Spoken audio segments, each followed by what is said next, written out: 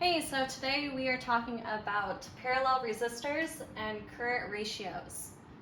So as you can see, there's a 10 volt voltage right here, and then because these are in parallel, the voltage drop between each resistor is the same. So this is going to be 10 volts. I'm going to label this V1, V2, and V3. And it's going to be 10 volts for each because they're in parallel. And then I'm going to label this R1, R2, and R3.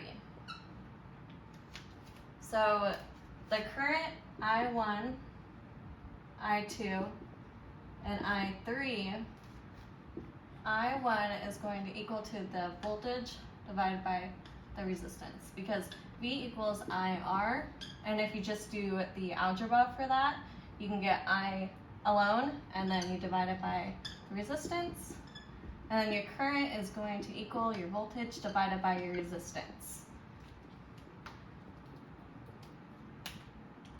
So I1 is going to equal to 10 volts divided by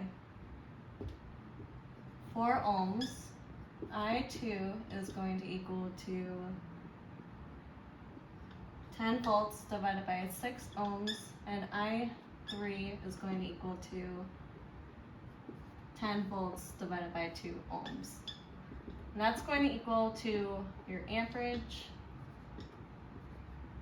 There you go.